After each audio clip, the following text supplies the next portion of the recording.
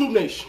Manfin TV, aka Me TV, aka it's a nightmare on Broad Street today, man. Philly fans, I don't understand what's going on here, alright? And I have a big problem with what's going on because of the fact, not because we just keep losing, but how consistently we keep losing. Now, I want to talk about this for a minute because a lot of people are going to say, a lot of real Philly fans will come in here and say, you know, we should be used to losing. This is nothing new to get our hopes up and then we lose. I understand that, but we've never seen this consistent losing before. I haven't seen this since, what, the late 90s?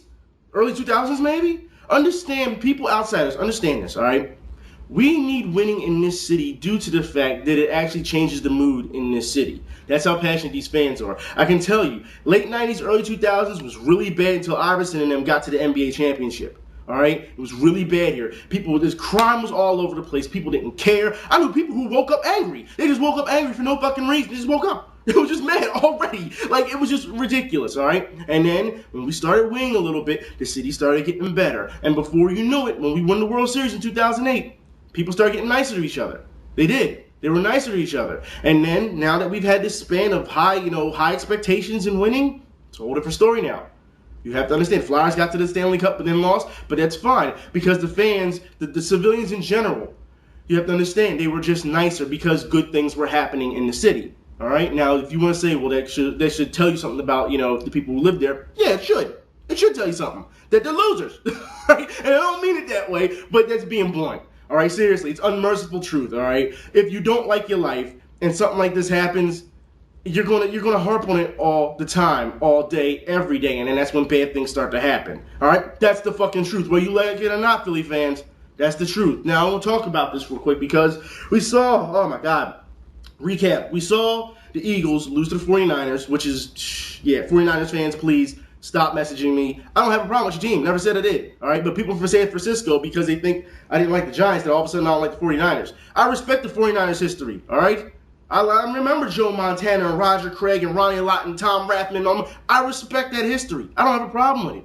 All right? Understand that. Now, I will say this. The Niners did deserve they deserved to win that game. And I want to talk about this because on ESPN, Frank Gore came out and said that the Eagles, that's right, the Eagles, when they played them in the second half, they stopped playing. They stopped playing. He said they gave up. They quit. When do you even know for Philly to quit? That's what Frank Gore said. Yeah. Now I want to move on to the Phillies because I told you guys last week that the Phillies, this game was going to say I was going to be nice and that this series would go 5 games, right? The series went 5 games.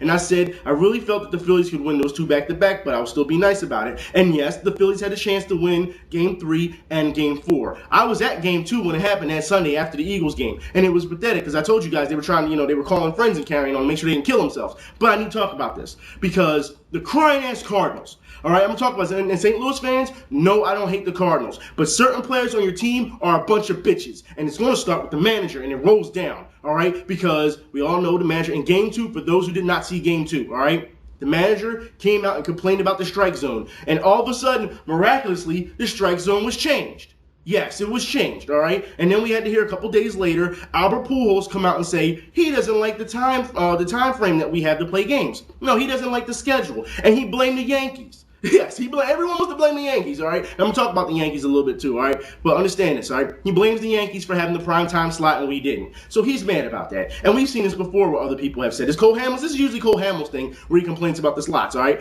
But Albert Pujols came out and complained about slots. All right? Now, let's get on this.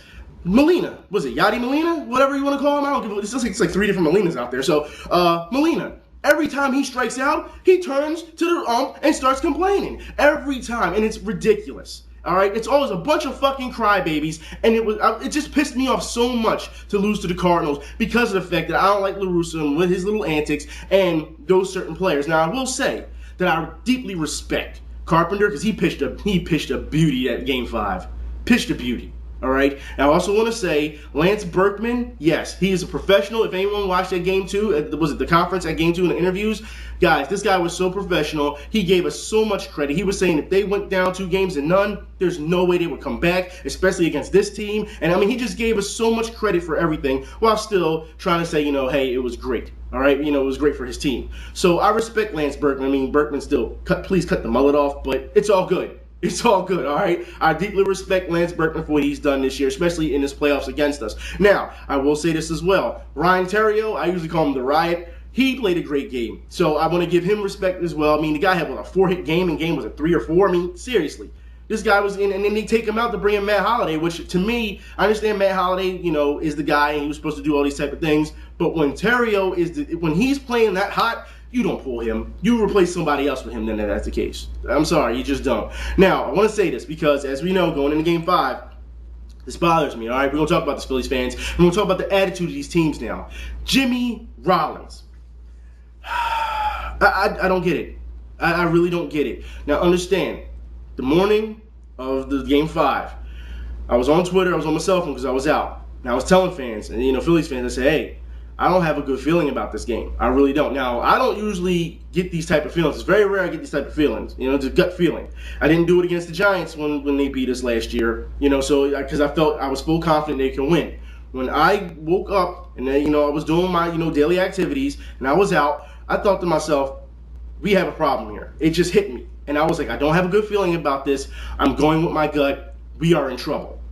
We're in trouble. And Jimmy Rollins that morning, and Phillies fans, God bless you guys, because you jumped all over his ass. Now, we all know he came out and said in Game 2, I was at that Game 2, where he said Phillies fans were so quiet and carrying on. And I'm thinking to myself, well, obviously, he didn't hear the section I was in. I mean, we were just acting a fool out there, all right? But you have to understand that players, when the crowds cheer for you, they're not going to cheer all the time. They can't stay on their feet and cheer from inning 1 to inning 9. It does not work that way. Sometimes you have to give the crowd something to cheer about. All right, it's a two-way street.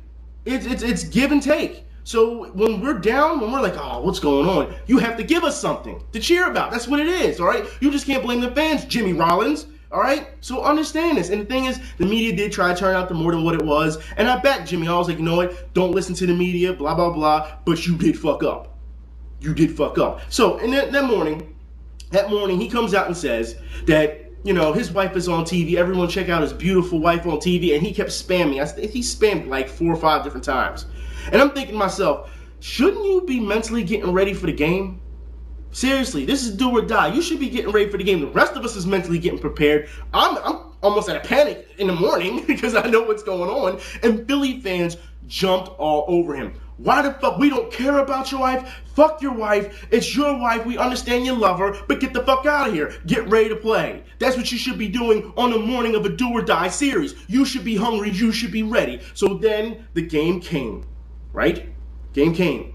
And then before the game, the press was the pre-game interview with Jimmy Rollins. Jimmy Rollins comes out and says that, hey, we're going to win this. Where's this do or die? We're going to win this. We don't know how to die. We don't know how to quit. There's no way we're going to lose this game. And then Jimmy Rollins goes, 0 for 3, 0 for 4? I'm like, you got to be fucking kidding me. All right? And Roy Halladay, he pitched a beauty as well. And I said to him, because he started out really bad. He really did. Then he settled in. And I said to people, look, if Roy Halladay doesn't settle in by inning 4 or 5, Cliff Lee's going to warm up and he's going to relieve him. And then if you didn't see it in inning 4 or 5, Cliff Lee was warming up. But then Halladay settled in. And I was good with that, all right? The bats did not show up. It's like almost that no one had batting practice at all. That's what it felt like. Victorino tried something. Utley tried something. Other than that, everyone else was just standing around. Everyone else was standing around. And guys are getting back to me, yo, why is your guy just holding the bat on his shoulder? He's just standing there watching strikes. You're damn right he is, because they don't know what the fuck they're doing. You didn't try hard enough, and that pisses me off. And for everything that they talked about how they wouldn't quit and how they wouldn't do this, they didn't do shit. They didn't do anything. I understand that people are going to have bad days, and a lot of Philly fans came out and tried to defend these guys and said that, players have bad days. But it wasn't just players that are having bad days. This was consistently bad, all right? Ryan Howard did not show up for the entire series. The entire series, all right? And that's the thing, all right? Ryan Howard is now, and I put like this, compared to what Philly fans have been saying in media, he's the next Donovan McNabb, all right? That's what he's going to be treated as now at this point. Understand that. Now, like I said, I'll still back Howard, and yeah, he got injured. I find it kind of ironic that, it came down to him at the end, and then all of a sudden, he's hurt, all right? And granted, he tore his Achilles or whatever, but it was just ridiculous on how it all happened. It really was. And I almost felt like it was just his pride being hurt. That's what it felt like at first, all right? Hopefully, Ryan Howard will be ready for the season. They're saying that he won't, but we'll see what happens. I mean, he has a lot of time off, yeah, because you know what? The playoffs ended early for us, so they're going fishing. They're going fishing. Now, I will say this, all right? A lot of guys are going to tell me, ask me if I'm going to watch the NLCS. No, I'm not. I haven't watched it. Why would I? I don't like either team. All right? I don't like I said, I already told you the players that I don't like on the Cardinals, so I don't want to see the Cardinals win. I don't like Milwaukee because I don't like K-Rod yet. I can't stand K-Rod. Anyone who saw them when they eliminated, the Arizona Diamondbacks, the way he was throwing, he threw about 30 pitches. I think 2 of them were strikes. Everything's outside the strike zone. The catcher is diving over there to get the ball. He's a bum. I can understand why the Mets got rid of him. He's a bum, all right? But then Nyjer Morgan, this guy pisses me off, I swear to God. And he talks about how he's an ex-hockey player and how he boxes.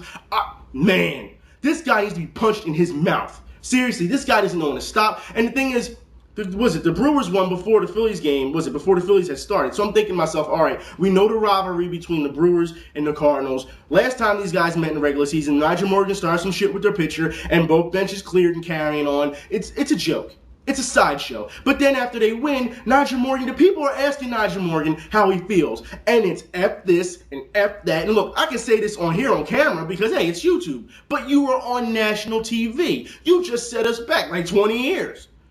I don't have nothing to say but F this and F that. Are you serious? Nyjer Morgan is the next Milton Bradley. He's going to catch a case, whether you like it or not. All right? I'm sorry. And the ALCS, Detroit and Texas, hey, I don't care who wins. One of you guys, please win the World Series. I don't want to see anyone from the National League win. I cannot stand either team because of that, all right? So, please, American League, win it, please. By all means, it doesn't matter who is it. I'll back them. It doesn't matter, all right? I need to move on.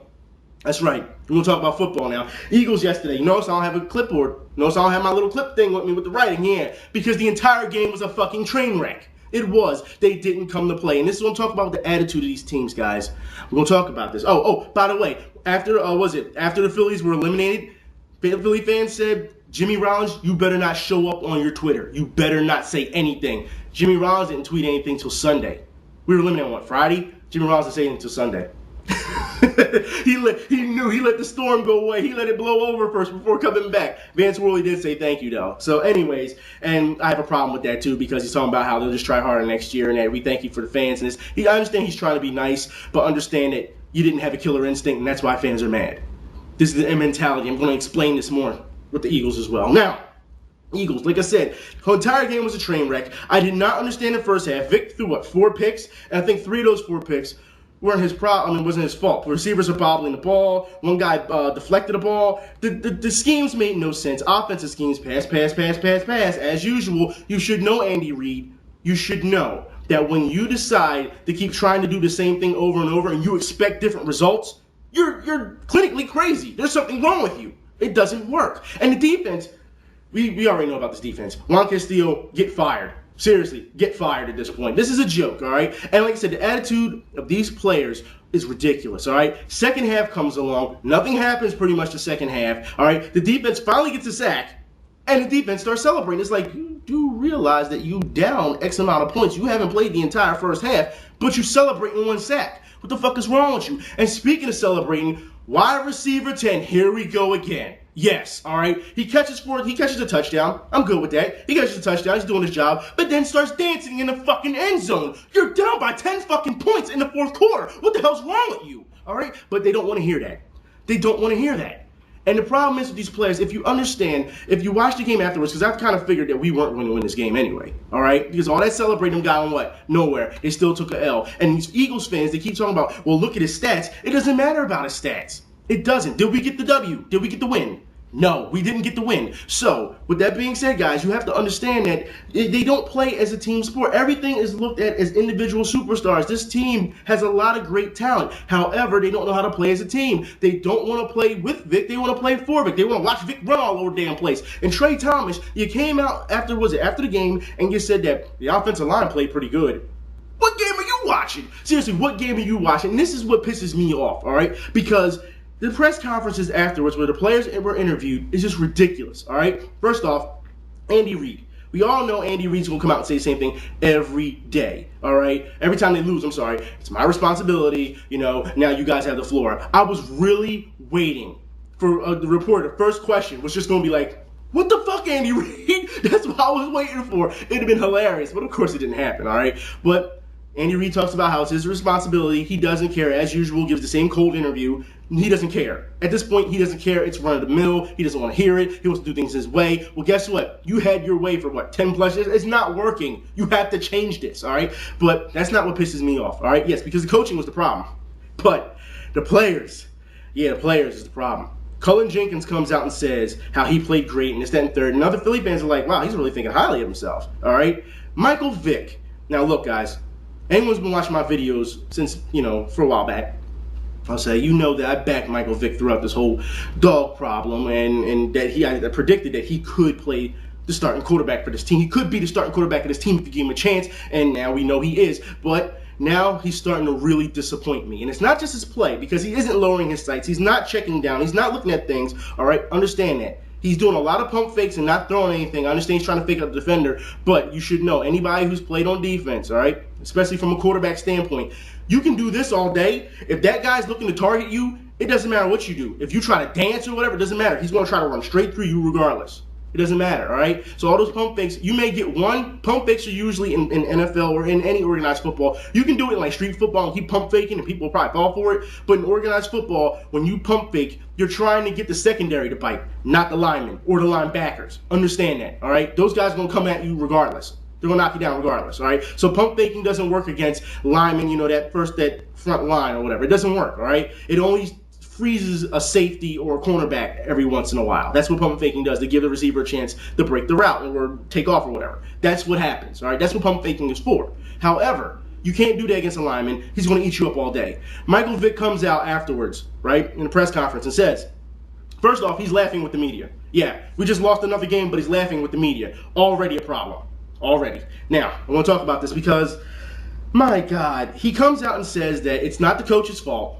And obviously other players say this as well in the interviews. It's not the coach's fault. The players aren't doing their job. Now, look, I have a problem with this, all right? Because, number one, if you're not listening to your coach because they're saying, it's really not translating, that means the coach has lost the locker room. It means the coaching staff has no control of these players. That's exactly what it means. Now, for you to say the players aren't doing their job, the first thing came to my mind was, please, some type of media guy, come out and say which players. If someone's not doing their job, they need to go. This is not like, oh, you're just having a bad day. No, this has been consistently week after week after week after week. The same problems, the same, do we need to talk about that offside call on 4th and 1? The Fox commentators are telling us that they're going to do it. The crowd knew it. The team knew it. Andy Reid even told the guys on the sideline they're going to try to draw you offsides before the play started. And he still went offsides. Still, it's like clockwork. It's like clockwork. They're not disciplined. And if anything, any player saying that they're not doing their job, then someone needs to go. All right? And I'm thinking to myself, if you're saying players aren't doing their job, then you need to name names. But you're not going to do that. You're going to throw all the players under the bus and keep it anonymous, right? Instead of letting us know who you think it is. Don't make a statement like that if you're not willing to tell us who it is. That's the point. And I'm really disappointed in Michael Vick, and was it Foku said it, and a lot of players said it. So I'm thinking to myself, this is going to become a problem. Jeremy Maclin, they tried to interview him, and he told the media to get out of his face. Yes.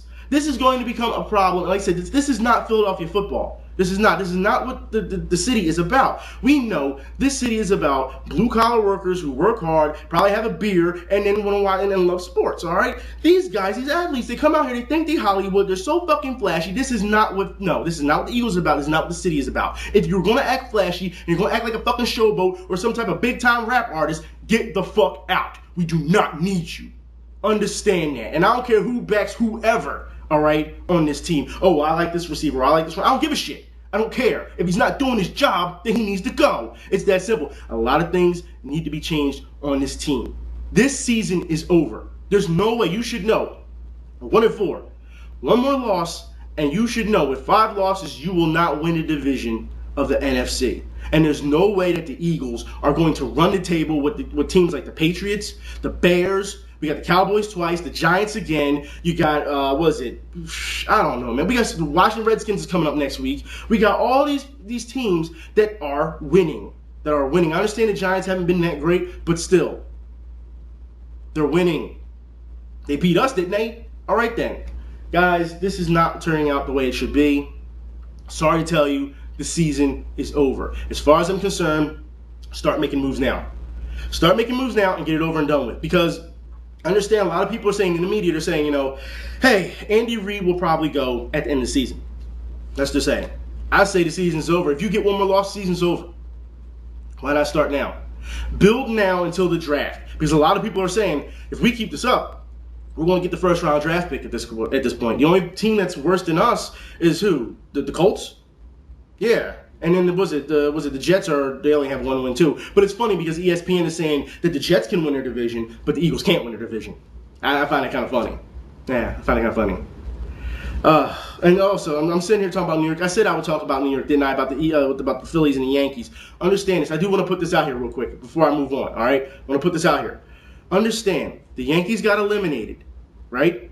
In the division playoffs, and so did we. It's kind of a telling story due to the fact that Yankee fans have not realized that ever since you beat us in the World Series, the same paths that we have taken have all ended up the same result. Have you realized that? You beat us in the World Series. The media said, don't worry, we'll see a World Series rematch the next year. What happened? The Yankees lost to Texas, and we lost to the Giants, both in the ALCS and the NLCS. This year, the Yankees lost in the Division Series, and we lost in the Division Series. I'm not saying we're completely connected, but you have to see the paths that they're taking. Even though they're kind of parallel, they do intersect. So Yankee fans, understand, for all that you have said about us being classless, your team is no better than us. Just saying. Now I need to move on, guys. I need more NFL news. More NFL news. I hate to keep jumping like this. More NFL news, all right?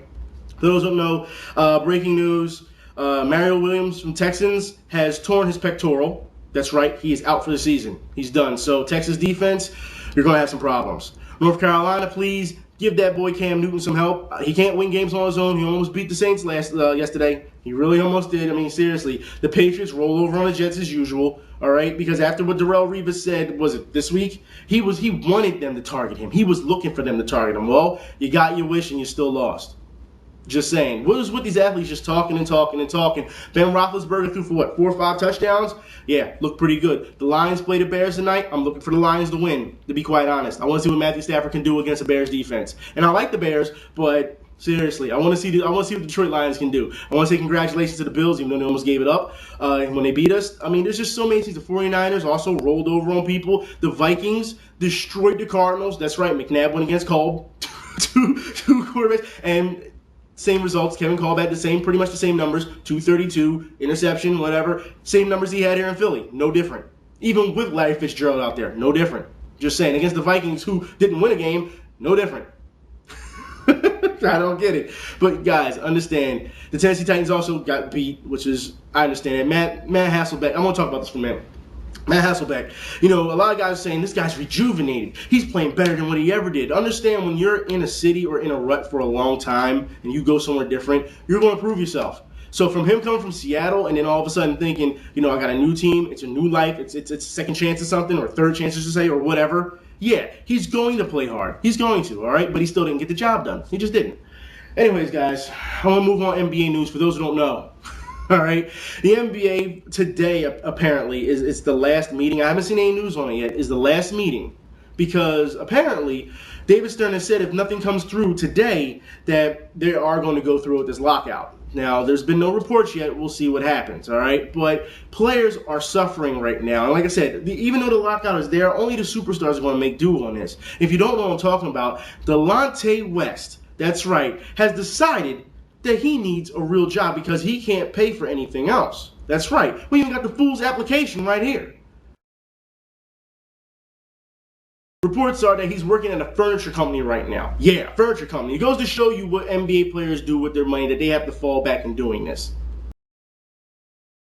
That NBA lockout is hurting a lot of dudes. I'm telling you, see, you should have played your money right. You shouldn't have spent your money all types of crazy, or you wouldn't need to be at a furniture company. I'm just saying, it goes to show you, without bouncing a basketball, a lot of these dudes would be nobodies. They'd be nobodies at this point, all right? So if they have a talent, guess what? You should be humble about it instead of being so fucking arrogant. Anyways, need to move on. I want to talk about NHL real quick, guys. I got Flyer season tickets. That's right, Flyer season tickets, guys. I want to show you something because I showed you guys when I got the Philly season tickets. But look at this. It's so flimsy. It's so cheesy the way they have things. I don't understand this. This you're doing a disservice to me here. At least the Phillies, they made it look great. You know what I mean? The presentation, they gave you all this stuff. However, there will be more season ticket games coming to me because, as you all know, the Winter Classic will be here in Philadelphia. But I also get tickets for 2 other Winter Classics, which is the Flyers alumni game, which is before the Winter Classic, I believe, or another day. And on December 31st, I get the Phantoms. They play outside too, outdoors at Citizens Bank Park. So I will be going to those as well.